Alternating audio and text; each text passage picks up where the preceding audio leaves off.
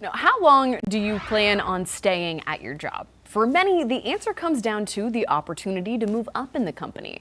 And that means employers offering its workers on-the-job training and development. Queen City News Chief Business Correspondent Taylor Young with us now, and we're seeing kind of this shift away from that employee investment, Taylor. Yeah, I mean, 20, 30 years ago, you could reasonably assume that if you got into a company, even if it was on the entry level, you could spend decades there and the company would invest in your skills so that you can kind of make your way up the ranks in that company. But today, we're finding that that responsibility is more often than not falling onto workers themselves, and it's having a ripple effect. So when we talk about a company investing in its workers, that could mean providing you with a development plan that maybe one day you move into a manager, director, or supervisor role. Now, companies that do this tend to prioritize internal growth rather than filling those higher up positions with outside hires. But fast forward to today, we are starting to see that investment of workers less and less. I did speak with a psychological professor who studies workforce trends.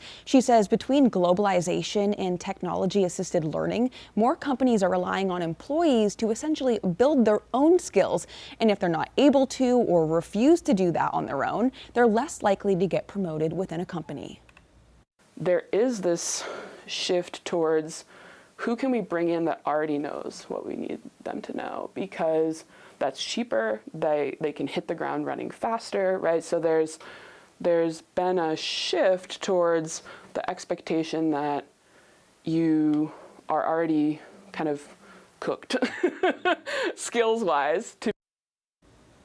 And as Megan said, I mean, we can also see this in the hiring process. Companies are looking for workers that already know how to do the job rather than taking people on that they then have to train. Saves time and money if you can hit the ground running. And so I feel like this is putting the pressure on the shoulders of the employees, like you have to prove yourself. Absolutely, a lot of pressure on employees, and as Megan said, a lot of times this training that companies now want you to do on your own time is not being paid. So you're not being paid to take these extra courses, or whether it's an online coding course or a LinkedIn training course. So people, in order to kind of move up, are having to go to their 9-to-5 job and then maybe off the clock take those courses. And technology is really kind of pushing this even further, because if you think about it, LinkedIn now has all of these training courses. You also have YouTube, where you can pretty much learn to do anything really that's out there. So yeah, more companies we're seeing are kind of putting that responsibility on workers to kind of figure it out.